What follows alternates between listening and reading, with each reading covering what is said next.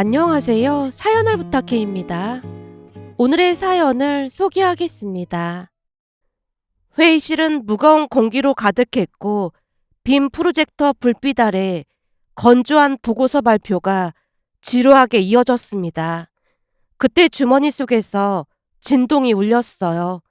작은 새언니의 이름이 화면에 떠올랐지만 회의 중이라 받을 수 없었습니다. 진동이 멈췄다가 다시 울렸고 조용히 무음으로 바꿨는데요. 작은 새언니는 평소 급한 일이 아니면 전화를 하는 성격이 아니었는데 그날따라 연달아 전화를 걸어왔습니다. 드디어 회의가 끝나고 복도로 나왔을 때 휴대폰 화면을 확인한 순간 온몸에 소름이 돋았습니다. 부재중 전화가 무려 10통이 넘게 찍혀 있는 게 아니겠어요. 순간 심장이 요동쳤습니다. 뭔가 큰일이 터졌다는 불길한 예감이 온몸을 스쳤거든요. 복도 한쪽 구석으로 자리를 옮겨 작은 새언니에게 전화를 걸었습니다. 전화벨이 채 2번 울리기도 전에 마치 전화기 앞에서 기다리고 있었다는 듯 목소리가 터져나왔어요. 고모! 큰일 났어요! 순간 가슴이 철렁 내려앉았습니다. 큰일이라니요? 작은 새언니는 세상 모든 일을 긍정적으로 바라보는 사람입니다. 입에서 부정적인 단어가 나오는 걸 본 적이 없을 정도로 낙천적인 성격이거든요. 그런 그녀의 목소리에서 다급함과 불안함이 동시에 흘러나왔습니다. 마치 벼랑 끝에 선 사람처럼 떨리는 음성이었어요. 몰려드는 불안감을 억누르며 다음 말을 기다렸는데 곧 작은 새언니의 숨가쁜 목소리가 다시 울려 퍼졌습니다. 형님이 퇴근하고 본가로 쫓아간다고 난리도 아니에요. 큰언니가 본가로 쫓아가다니요? 이걸 어떻게 말해야 하지? 아, 진짜 큰일 났네. 그게 사실 제가 몰래 유빈이랑 접선을 하고 있었거든요. 근데 그걸 형님한테 걸린 모양이에요. 고모가 와서 도와줘야 할 것 같아요. 접선이라니요? 심호흡을 하고 천천히 말해보세요. 무슨 일인지 알아야 제가 도와드리죠. 제가 그 어느 때보다 단호하게 말하자 그제서야 작은 새언니가 깊게 숨을 들이마셨습니다. 그리고 그때까지 감춰왔던 비밀을 털어놓기 시작했어요. 작은 새언니의 고백을 요약하면 이랬습니다. 그동안 조카 유빈이를 몰래 만나오면서 용돈을 챙겨주고 있었다네요. 듣기만 하면 그게 무슨 큰일이냐고 하겠지만 그건 우리 가족사를 모르는 사람들의 생각일 뿐 우리 가족에게는 깊고 복잡한 상처가 있었거든요. 시간을 거슬러 올라가면 유빈이의 친어머니인 큰새언니가 유빈이 초등학교 시절 암으로 세상을 떠났습니다. 한동안 큰오빠는 어린 딸과 단둘이 외롭게 지내야 했어요. 그러다 유빈이가 중학교에 올라갈 무렵 지금의 큰새언니를 만나 재혼을 했습니다. 하지만 그 결정은 가족 전체를 뒤흔든 폭풍의 시작이었어요. 재혼 소식을 들었을 때 가족들의 반응은 가히 폭발적이었습니다. 큰오빠에게는 재혼이었지만 큰새언니는 초혼이었거든요. 게다가 나이 차이까지 상당했습니다. 막내인 저보다 어린 나이였으니 부모님의 충격이 어느 정도였는지 짐작이 되실 겁니다. 그때의 장면이 지금도 생생하게 떠오른답니다. 어느 날 큰오빠가 조심스럽게 재혼 이야기를 꺼내자 엄마가 놀라서 입을 뗐어요. 뭐? 나이 차이가 7살이나 난단 말이야? 거기다 여자는 초혼이고? 네. 넌 애까지 딸린 호랩이고 나이도 7살이나 많은데 네가 제정신이 아니구나. 큰오빠의 얼굴이 붉어졌지만 목소리는 의외로 담담했어요. 저도 처음에는 계속 밀어냈어요. 그러면 그럴수록 좋다고 다가오는 걸 어쩌겠어요. 그러다 보니 저도 모르게 마음이 갔어요. 엄마의 눈이 휘둥그레졌습니다. 뭐? 그럼 그 사람이 먼저 너를 좋다고 했단 말이야? 네. 아무래도 회사에서 매일같이 보다 보니 서로 정이 들었던 것 같아요. 희정이 아버지가 일찍 돌아가셨다 보니 제가 잘 챙겨줬더니 돌아가신 아빠 생각도 나고 그랬던 모양이에요. 그래도 나이 차이가 너무 나잖니. 거기다 초혼이라니 말이 되는 소리야? 그쪽 어머니 입장에서는 마른 하늘에 날벼락이 따로 없을 텐데. 큰오빠가 잠시 망설이더니 놀랄만한 말을 하는 게 아니겠어요. 좋은 걸 어쩌겠어요. 거기다 이제는 돌이킬 수 없게 됐어요. 돌이킬 수 없다니? 그건 또 무슨 소리야? 부모님이 당황한 표정으로 큰오빠를 응시했는데요. 그 순간 큰오빠 입에서 나온 말에 우리 모두 말문이 막혔습니다. 그게 휘정이가 임신 중이에요. 그러니 제가 책임져야죠. 뭐? 임신?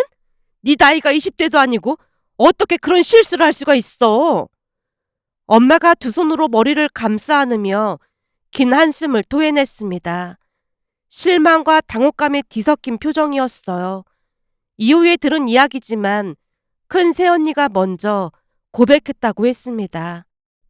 아버지를 일찍 여인 그녀에게 큰오빠의 든든함이 아버지 같은 따뜻함으로 다가왔던 모양이었어요. 처음 고백을 받았을 때 큰오빠는 당황하며 말도 안 되는 소리라고 했지만 홀로 유빈이를 키우며 살아가는 외로움 속에서 자신을 살뜰히 챙기는 큰 새언니에게 마음이 기울었다고 했습니다. 그러다가 임신까지 하게 되었다는 소식에 온 가족이 충격에 빠졌지만 더 큰 시련이 기다리고 있었어요. 큰 새언니의 어머니, 그러니까 사돈어르신이 노발대발하며 난리가 났거든요. 큰오빠를 향해 도둑놈이라며 귓방망이까지 올려붙였다고 했습니다.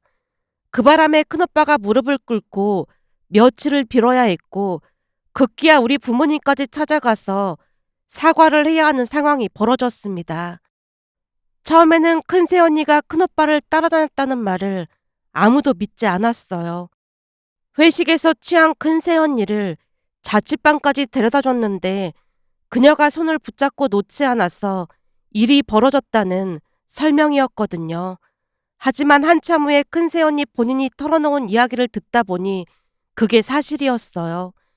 고지식한 큰오빠를 꼬시느라 얼마나 힘들었는지 모른다며 웃으며 말한 적이 있었거든요. 같은 회사에 큰오빠를 좋아하는 다른 여직원도 있어서 마음이 급했다고 했어요. 사실 큰오빠는 인물도 준수하고 키도 크며 성격까지 좋아서 인기가 많은 편이었습니다. 하지만 아이까지 딸린 호래비임에도 먼저 고백을 했다니 모두들 놀랄 수밖에 없었어요. 그렇게 우여곡절 끝에 두 사람은 결혼에 골인했습니다. 하지만 결혼은 현실이라는 말이 있듯이 진짜 시련은 그때부터였습니다. 큰오빠와 큰새언니만 있었다면 큰 문제 없이 지낼 수 있었을까요? 조카 유빈이가 있다 보니 크고 작은 갈등이 끊이질 않았습니다. 큰오빠 유빈이가 단둘이 살 때는 온 가족이 유빈이를 돌봤습니다. 특히 전업주부인 작은 새언니가 유빈이를 거의 키우다시피 했어요. 유빈이 친모인 큰 새언니가 일을 했다 보니 그전에도 작은 새언니가 유치원 등하원을 책임지며 많은 시간을 함께 보냈거든요. 그러다 보니 작은 새언니에게 유빈이는 남다른 존재가 되어 있었어요. 하지만 그게 오히려 독이 되고 말았는데요. 유빈이가 새엄마인 지금의 큰 새언니에게 쉽게 마음을 열지 못했습니다. 오히려 작은 새언니와 함께 살고 싶다고 말할 정도였거든요. 하지만 큰 새언니가 말도 안 되는 소리라며 강하게 반대했습니다. 그 결과 가족들은 유빈이와 가끔씩만 연락하며 지내게 되었어요. 우리가 자주 연락하면 유빈이가 적응을 못한다며 큰 새언니가 큰 불만을 제기했거든요. 그렇게 시작된 갈등의 씨앗이 결국 폭풍을 몰고 온 것이었어요. 큰 새언니가 유빈이와 만나지 못하게 하자 작은 새언니가 몰래 만나고 있었거든요. 제가 유빈이랑 연락하는 걸 형님이 워낙 싫어하잖아요. 그래서 몰래 휴대폰을 하나 더 만들었어요. 네? 휴대폰을 하나 더 만들다니요. 그게 전에도 몰래 연락했다가 난리 난 적 있었잖아요. 그러다 보니 제가 휴대폰을 하나 더 개통해서 유빈이한테 줬거든요.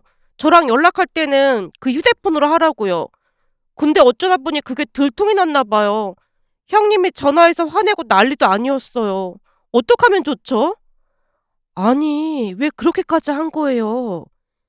작은 새언니의 목소리에 절박함이 묻어났습니다. 마치 벼랑 끝에 몰린 사람처럼 떨리는 음성이었어요. 그게 유빈이 대학 입학하고 한 5달쯤 지났을까요? 유빈이가 할 말이 있다면서 연락도 없이 집으로 찾아온 거예요. 유빈이가 작은 언니네 집으로요? 우리한테 오면 될 것을 왜 거기로 갔을까요? 유빈이한테 물어보니까 혹시나 고모가 알게 되면 아빠랑 엄마한테 난리칠 것 같아서 그랬다고 하더라고요. 그 말에 심장이 쿵하고 내려앉으면서 순간 아차 싶었습니다. 큰새 언니가 워낙 예민하고 얄밉게 굴다 보니 유빈이 일이라면 제가 눈에 불을 켜고 달려든 적이 한두 번이 아니었거든요. 그도 그럴 수밖에 없었던 것이 큰새 언니는 상당히 교활한 구석이 있었어요. 아이까지 딸린 나이 많은 오빠와 결혼을 해줬다며 하루가 멀다 하고 가족들을 압박하곤 했거든요. 큰오빠와 유빈이가 조금이라도 마음에 들지 않으면 애 딸린 남자와 결혼해서 인생을 망쳤다며 울고불고 하는 게 일상이었어요. 그런 광경을 수없이 목격한 후 어느 날 저도 참다 못해 말을 꺼냈습니다. 큰언니, 그럼 우리가 유빈이 데려갈게요. 큰새 언니의 얼굴이 순식간에 굳어졌습니다. 유빈이는 우리 딸인데 그게 무슨 소리예요? 계속 유빈이 때문에 불만이라고 하니까 하는 말이잖아요. 우리가 알아서 키울 테니까 셋이 행복하게 살면 되잖아요. 사실 그런 집안 분위기에서 지내는 유빈이를 위해서라도 우리와 함께 있는 편이 낫겠다는 생각이 들었습니다. 하지만 큰새 언니가 참으로 교활했던 것은 그건 결사 반대를 했다는 점이었어요. 그건 절대 안 되죠. 유빈아, 너 할머니 집으로 갈 거야? 큰새 언니의 거친 목소리에 유빈이가 힘없이 고개를 내저었습니다. 우리와 함께 살고 싶다고 했다가는 더 큰 분란이 일어날 걸 미리 짐작한 듯 유빈이가 연거푸 고개를 내저었어요. 그 모습을 보며 가슴이 아려왔지만 제가 나서면 일이 더 커지다 보니 그냥 잠자코 있었습니다. 문제는 그래놓고는 마치 유빈이를 담보로 잡고 있는 듯 우리에게 이런저런 것들을 요구했습니다. 혹시나 우리가 유빈이에게 따로 연락이라도 하는 날이면 눈이 뒤집혀서 따지고 들기 일쑤였고요. 유빈이에게 몰래 용돈을 챙겨준 적이 있었는데 그때도 큰 새언니가 눈에 불을 켜고 달려들었습니다. 고모가 이러니까 유빈이가 저한테 마음을 못 붙이는 거잖아요. 그리고 용돈을 주려면 매달 정기적으로 줘야지. 고모가 이런 식으로 하면 유빈이 버릇만 나빠질 뿐이에요. 그러니까 앞으로는 유빈이한테 주지 말고 저한테 주세요. 그럼 제가 매달 일정한 금액을 유빈이한테 용돈으로 줄 테니까요. 그렇게 우리는 안타까운 마음으로 유빈이를 멀리서 지켜볼 수밖에 없었습니다. 그 뒤에도 수많은 갈등이 있었고 특히 저와 얼굴을 붉힐 일이 많았어요. 그 모든 과정을 유빈이가 고스란히 지켜봤다 보니 또다시 집안에 분란이 일어날 것 같아 작은 새언니를 찾아간 것 같았습니다. 그렇게 작은 새언니가 자세한 설명을 이어갔습니다.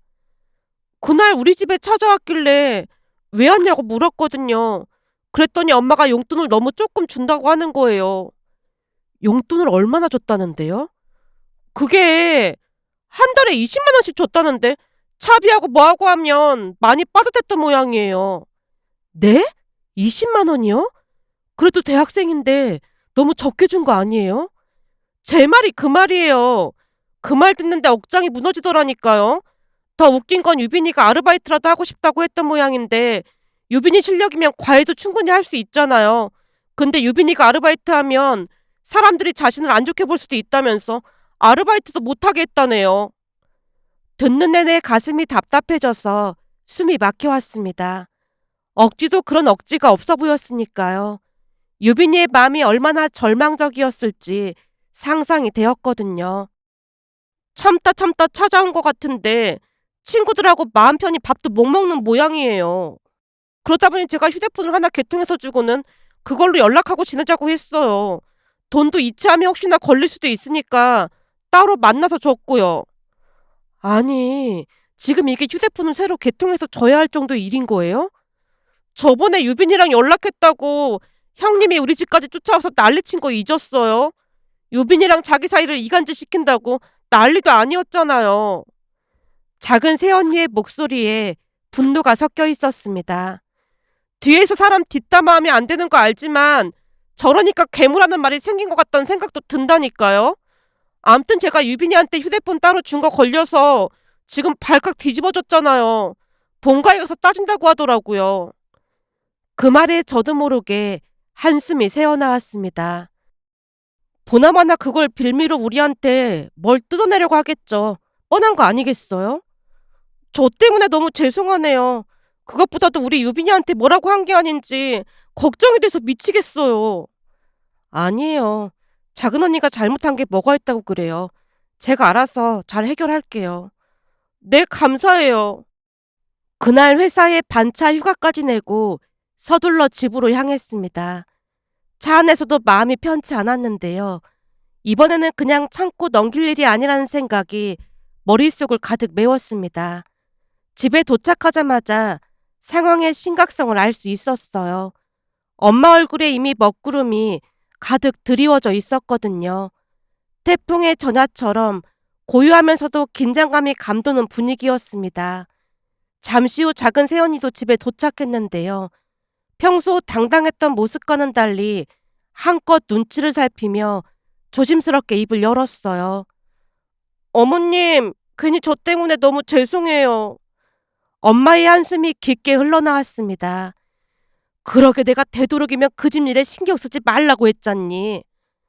저도 그러려고 했는데 유빈이 일에는 머리가 이성적으로 안 되는 것 같아요. 그동안은 안 걸리고 잘 지내왔거든요. 정말 죄송합니다. 작은 새언니가 고개를 푹 숙이자 엄마의 표정이 조금 누그러졌습니다. 아니다. 네가 미안할 게 뭐가 있어. 오히려 우리 유빈이 챙겨줘서 고맙지. 너 같은 작은 엄마가 세상에 어디 있겠어. 순간 엄마 눈시울이 붉어졌습니다. 그 모습을 보며 더 이상 참을 수 없었습니다. 가슴속에서 꾹꾹 눌러두었던 분노가 한꺼번에 터져나왔어요. 맞아, 엄마. 작은 언니 같은 사람이 어디 있겠어. 엄마, 그래서 말인데 언제까지 큰 새언니 비위나 맞추며 살아야 하는 거야?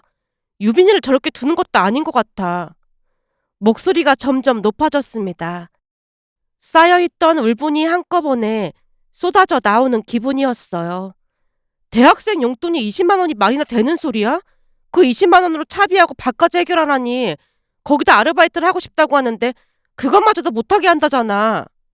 숨이 가빠올 정도로 흥분 상태였지만 멈출 수가 없었습니다. 암튼 마음에 드는 구석이 하나도 없다니까? 자기 배 아파 낳은 자식이면 저러겠냐고. 계모 소리 듣기 싫어서 그런다고 하면서 지금 하는 게 딱 계모가 하는 행동이잖아. 언제까지 보고만 있을 거야. 내가 볼 땐 큰오빠가 제일 문제야. 허구한 날 큰새언니 눈치 보기 바쁘잖아. 그리고 오빠를 먼저 꼬신 건 자기면서 왜 맨날 불평불만이냐고. 진짜 꼴보기 싫어 죽겠다니까. 잔뜩 흥분한 채 소리치고 있던 저를 엄마가 조용하지만 단호한 목소리로 나무랐어요. 아무리 그래도 큰언니한테 말버릇이 그게 뭐야. 항시 말 조심하라고 했지. 하지만 저는 멈출 수 없었습니다. 이미 감정의 댐이 터져버린 상태였거든요. 해도 너무하니까 그렇지. 그러지 말고 우리가 유빈이 데려오자. 유빈이 두고 계속해서 협박하는 것도 아주 지긋지긋해. 옆에서 듣고 있던 작은 새언니도 힘을 보탰습니다. 맞아요, 어머님. 유빈이 저렇게 두면 안 될 것 같아요. 우리의 간절한 호소에도 불구하고 엄마는 그저 입을 굳게 다물고 있을 뿐이었습니다. 깊은 고민에 잠긴 듯 눈빛만 흔들리고 있었어요. 거실에는 짙은 침묵이 흘렀습니다.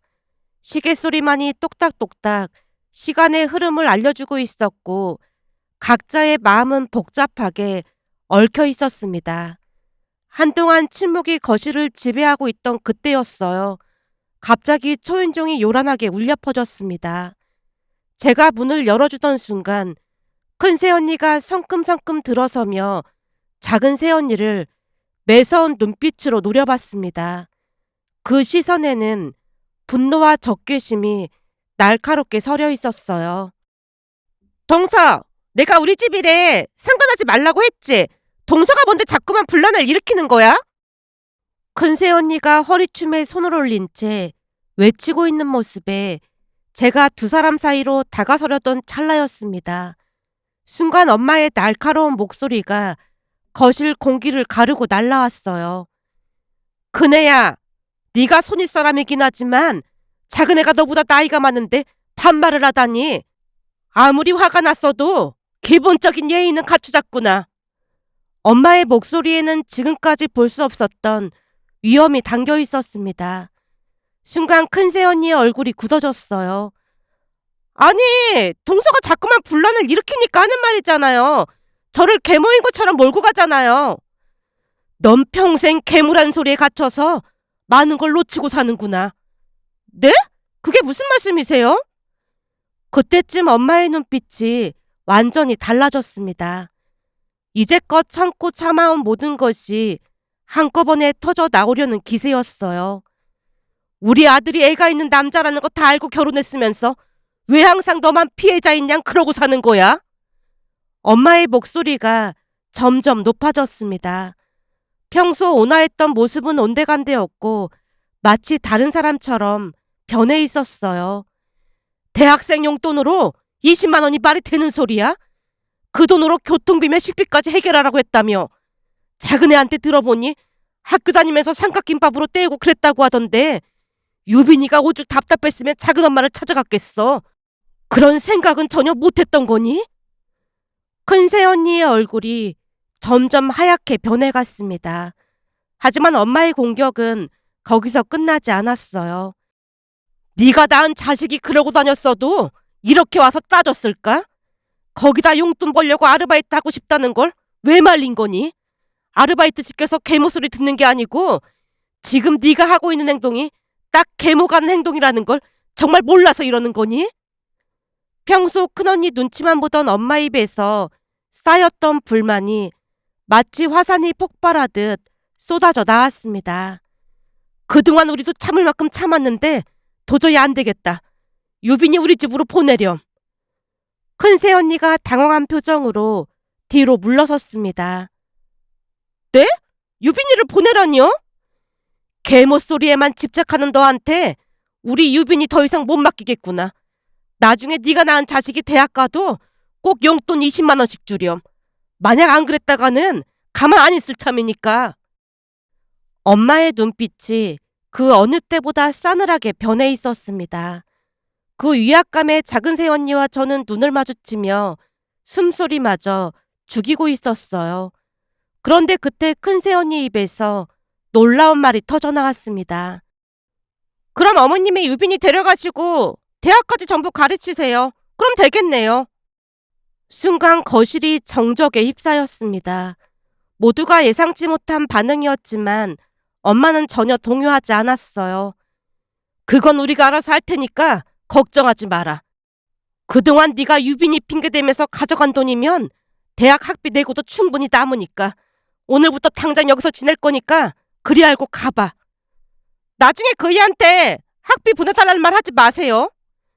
큰 새언니가 마지막 발악을 하듯 말했지만 엄마는 여유롭기까지 했습니다. 걱정할 거 하나도 없어. 그런 일은 절대 없을 테니까. 들어보니 준서는 비싼 원어민 영어 학원도 보낸다고 하던데 그래서 돈이 부족했던 거니? 여기저기 물어보니까 용돈 20만 원이면 적당하다고 해서 그런 건데 대체 다들 왜 난리인 거예요? 인과응보라는 말이 괜히 있는 줄 알아? 네가 낳은 자식 아니라고 어쩜 이따위로 할 수가 있어? 너 그러다 나중에 천벌 받아. 어머님, 우리 준서도 어머님 손자인데 어떻게 이럴 수가 있어요? 우리 준서가 장손이잖아요. 마지막 카드까지 꺼내든 큰 새언니였지만 엄마는 흔들리지 않았습니다. 요즘 세상에 장손인 이번이 그런 게 어딨어. 암튼 우리 유빈이는 신경 끄고 니들 세 식구끼리 행복하게 잘 살아보렴. 그럼 이만 가봐라. 그 애한테 학비 달라는 얘기 절대 하지 마세요. 큰 새언니가 얼굴이 시뻘개진 채 마지막으로 외쳤습니다. 하지만 엄마가 여유롭게 웃으며 대답했어요. 서울대라 학비도 그다지 안 비싸니까 걱정하지 마렴. 그 한마디에 큰 새언니가 더 이상 할 말이 없었던 것인지 씩씩거리며 집을 나섰고 거실에는 후련함이 감돌고 있었습니다. 큰 새언니가 집을 나서자마자 빠른 걸음으로 엄마에게 다가가서 궁금증을 참을 수 없어 물었어요. 엄마, 준서가 원어민 영어학원 다니는 건 어떻게 한 거야? 몇 달 전에 사돈이 전화해서 준서가 우리 집 장손인데 좋은 영어학원 보내야 하니까 돈을 좀 보태달라고 하더라고. 그래서 그럴 돈이 없다고 했거든. 엄마의 설명이 계속 이어졌습니다. 돈이 없는 건 아니었지만 하는 짓이 얄미워서 없다고 했어. 그랬더니 그 레파토리 있잖니. 우리 딸이 애 딸린 호래비한테 시집가서 고생이랑 고생은 다 하고 있는데 너무한 거 아니냐는 그 말을 또 하더라고. 엄마의 눈빛이 분노로 일렁였습니다. 그동안 얼마나 참고 견뎠는지 짐작이 되었어요. 그래서 누가 결혼하라고 등 떠밀었냐고 처음으로 반박을 했더니 자기 딸 인생이 너무 불쌍하다면서 울고불고 난리를 치는 거야. 그러거나 말거나 바쁘다고 전화를 끊었거든. 엄마의 다음 말에 소름이 돋을 수밖에 없었습니다. 내가 볼 때는 우리 유빈이가 뭔가 잘못하기만을 기다리고 있었을 거야. 그걸 빌미로 준서 영어학원비를 받아낼 참이었던 거지. 진짜 무서운 사람이네. 엄마의 통찰력에 경악할 수밖에 없었습니다. 모든 것이 계획된 함정이었다는 사실이 서늘하게 다가왔어요. 암튼 우리 유빈이 오늘부터 여기서 지낼 거니까 다들 그렇게 알고 있고 넌 얼른 큰오빠랑 유빈이한테 전화해서 여기로 오라고 해. 엄마의 목소리에는 더 이상 주저함이 없었습니다. 모든 결정이 내려진 후의 확고함이 느껴졌어요. 내가 볼 땐 큰오빠가 제일 문제야. 침 아프게 쌓여서 현실을 직시 못하잖아. 지들끼리 잘 살라고 하면 그만이야. 우리는 유빈이나 챙기자꾸나. 그날 저녁 큰오빠가 집에 오자마자 벌어진 일은 그야말로 충격적이었습니다. 엄마가 무서운 얼굴로 큰오빠를 노려보며 유빈이에 대해 어떤 신경도 쓰지 말라고 단호하게 경고했거든요. 워낙 착했던 큰오빠다 보니 엄마 입에서 험한 말이 나온 적이 단 한 번도 없었습니다.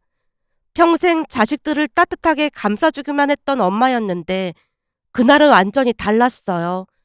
엄마가 큰오빠에게 한심하고 모자란 놈이라는 말까지 하는 바람에 우리 모두 다시 한번 놀랄 수밖에 없었거든요. 그동안 참고 참아왔던 엄마의 분노가 한꺼번에 폭발하는 순간이었어요. 거실에는 무거운 침묵이 흘렀습니다. 큰오빠는 고개를 떨구고 있었고 엄마의 차가운 시선이 큰오빠를 향해 꽂혀 있었어요. 그 뒤 모든 것이 달라졌습니다. 유빈이는 우리 품에서 보호받을 수 있게 되었고 오랫동안 복잡했던 가족관계에도 새로운 변화가 시작되고 있었어요. 시간이 흐르면서 억눌려 있던 유빈이의 밝은 모습이 서서히 되살아났어요. 마치 겨울을 견딘 새싹이 봄볕을 받고 파릇파릇 자라나는 것처럼 유빈이의 웃음소리가 집안을 가득 채우기 시작했습니다. 그러던 어느 날은 유빈이가 제게 조심스럽게 말을 꺼냈어요. 고모, 나 할 말이 있는데. 왜? 용돈 떨어졌어? 고모가 돈 보내줄게. 아니야. 할머니, 할아버지, 그리고 고모랑 작은엄마까지 매달 용돈 보내줘서 통장에 아직 많이 남아있어. 다행이네. 그럼 할 말이라는 게 뭔데? 그게 사실 나 의대에 가고 싶었거든. 근데 성적이 약간 안 돼서 컴퓨터 공학과를 갔던 거야. 그동안 그런 말 없었잖아. 그게 재수하고 싶다고 했는데 새엄마가 반대했어. 동생도 있는데 너무 이기적이라고 하길래 그냥 포기했거든. 그런 일이 있었단 말이야? 근데 왜 말을 안 했어? 제가 흥분한 채 물었더니 유빈이가 옅은 미소를 지었습니다. 그 미소에는 그동안 얼마나 많은 것을 혼자 견뎌왔는지 고스란히 드러나 있었어요. 새엄마랑 고모가 또 싸울까봐 말 못했어. 근데 나 지금 아르바이트도 하면서 돈을 꽤 모으고 있거든? 휴학하고 딱 한 번만 도전해보면 안 될까? 혹시 몰라서 공부도 꾸준히 했고 수능 시험도 봤는데 성적이 나쁘지 않았거든. 의대에 가고 싶은 이유가 있는 거야? 유빈이의 눈빛이 갑자기 깊어졌습니다. 마치 오래된 상처를 꺼내 보이는 것처럼 조심스러웠어요. 전에 엄마 돌아가셨을 때 외할머니가 했던 말이 잊혀지지가 않아. 조금만 일찍 알았어도 살 수 있었을 텐데 나를 끌어안고 그런 말을 한 적이 있었거든. 유빈이의 목소리가 다시 떨리기 시작했습니다. 그때부터 의사가 되고 싶었어. 의사가 돼서 우리 가족을 지키고 싶어. 두 번 다시 엄마처럼 헤어지는 일 없었으면 좋겠어. 그 순간 유빈이 눈에서 눈물이 주르륵 흘러내렸습니다. 오랫동안 마음 깊숙이 간직해온 소망과 아픔이 한꺼번에 터져나오는 것 같았어요. 저도 모르게 가슴이 뭉클해졌는데요. 얼마 뒤 온 가족이 모여 회의를 했습니다. 유빈이의 간절한 꿈을 듣고 나니 모두의 마음이 하나로 모아졌어요. 유빈이가 재수를 할 수 있도록 온 힘을 다해 밀어주기로 결정했습니다. 워낙 똑똑한 아이다 보니 조금만 밀어준다면 충분히 승산이 있어 보였거든요. 그렇게 유빈이의 새로운 도전이 시작되는 순간이었어요. 그 뒤 유빈이는 휴학하고 의대에 도전했습니다. 재수학원이 아닌 관리형 독서실을 다니며 홀로 묵묵히 공부에 매진했어요. 중간중간 작은 새언니와 제가 필요한 게 없는지 확인했고 물질적으로나 정신적으로나 아낌없이 도와줬습니다. 온 가족이 한마음으로 유빈이의 꿈을 응원하고 있었거든요. 그리고 드디어 유빈이가 의대에 합격했어요. 합격 소식을 듣자마자 우리 모두 부둥켜 안고 얼마나 눈물을 흘렸는지 모릅니다. 그동안의 고생과 인내가 모두 보상받는 순간이었어요. 그 이후에는 더욱 놀라운 일들이 연속해서 일어났습니다. 사실 작은 새언니가 임신이 잘 되지 않아서 쌍둥이 조카들을 시험관 시술로 낳았어요. 그러다 보니 유빈이와 나이 차이가 조금 있는 편이었는데 유빈이가 대학을 다니며 쌍둥이들 과외까지 해줬습니다. 그 결과가 또 한 번 놀라웠는데요. 쌍둥이 한 명은 치대에 그리고 한 명은 약대에 합격했거든요. 집안에 큰 경사가 이어졌습니다. 작은 새언니가 유빈이를 끌어안고 진심 어린 감사를 전했어요. 유빈아, 바쁠 텐데 정말 고맙다. 고마워. 유빈이의 대답에서 깊은 성숙함이 느껴졌습니다. 작은 엄마가 제게 베풀어주신 사랑에 비하면 아무것도 아닌걸요. 할머니, 할아버지, 작은엄마, 작은아빠, 그리고 고모 덕분에 외롭지 않았어요. 정말 감사해요. 형님이 고모랑 나한테 유빈이 너를 부탁했어. 형님이랑 한 약속을 지킨 것 같아서 너무 다행이야. 그날 우리는 다 함께 파티를 열며 행복한 시간을 보냈습니다. 오랫동안 겪었던 시련들이 모두 의미가 있었다는 걸 깨닫는 순간이었어요. 그런데 평화로운 일상에 다시 먹구름이 끼기 시작했습니다. 어느 날 작은 새언니가 집에 찾아와서 놀라운 말을 꺼냈거든요. 어머님, 혹시 형님이 왔는데 문 안 열어주셨어요? 그걸 네가 어떻게 알아? 형님이 씩씩거리면서 저한테 전화해서 어머님이 문도 안 열어줬다고 하더라고요. 엄마의 표정이 차갑게 굳어졌습니다. 서로 안 보고 살기로 해놓고는 이제 와서 유빈이 보고 준석 과외 좀 해달라고 했다잖니. 네? 준석 과외를요? 쌍둥이들이 유빈이 덕분에 좋은 대학 갔다고 하니까 조바심이 난 모양인데 어이가 없어서 문 안 열어줬지. 양심을 얻다 팔아먹은 것도 아니고 어쩜 그런 말을 할 수가 있어. 철면피가 따로 없다니까. 들어보니 유빈이한테 계속 연락해서 유빈이가 번호를 차단한 모양이야. 옛날처럼 유빈이가 꼼짝 못할 줄 알았나 본데 마음대로 안 되니까 집에까지 찾아왔더라고. 그래서 문을 안 열어줬더니 사돈이 전화해서 뭐라고 했는 줄 아니? 뭐라고 했는데요? 가족인데 함께 살아야 하는 거 아니냐고 하는 거야. 가족이란 단어를 잘도 갖다 붙이더라니까. 필요 없을 때는 내쳐버리고 필요할 때만 찾는 게 뭔 놈의 가족이냐고 내가 쓴소리를 했더니 또다시 울고불고 하길래 전화번호 차단해버렸어. 엄마가 긴 한숨을 내쉬며 고개를 내저었습니다. 갈수록 점점 악해진다는 생각만 들더라니까. 그러던 어느 날은 더욱 기가 막힌 일이 벌어졌습니다. 큰 새언니가 집 앞에서 대기하고 있다가 우리가 문을 열자마자 집 안으로 뛰어들어오는 게 아니겠어요? 어머님, 유빈이 우리 딸이니까 당장 집으로 데리고 갈게요. 엄마의 차가운 시선이 큰 새언니를 향했습니다. 예전에는 대학 학비부터 이래저래 돈 들어가는 게 아까워서 보내놓고 이제는 네가 필요하니까 데려가겠다고? 가족이니까 같이 살아야죠. 유빈이 다 컸는데 그럴 이유가 있을지 모르겠다. 유빈이가 결정해야 하는 문제니까 직접 물어보렴. 엄마가 유빈이를 바라보자 유빈이가 고개를 세차게 내저으며 돌아가라고 강력하게 거부했습니다. 그 바람에 큰 새언니가 울며불며 큰오빠와 이혼하겠다는 협박까지 했지만 가만히 듣고 있던 엄마의 대답은 더욱 단호했어요. 이혼하던 말던 관심 없으니까 알아서 하렴.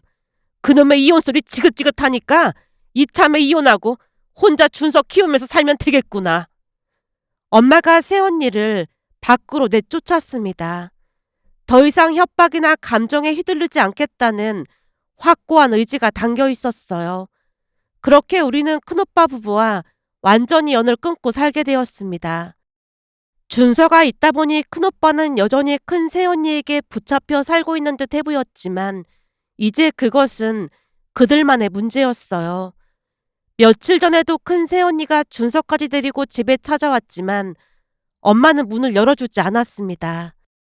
베란다 창문 너머로 보이는 그들의 모습을 바라보며 결국 뿌린 대로 거둔다는 생각과 함께 선한 씨앗은 선한 열매로, 악한 씨앗은 악한 열매로 돌아온다는 것을 깨달으며 씁쓸한 마음에 이렇게 글 남겨봅니다.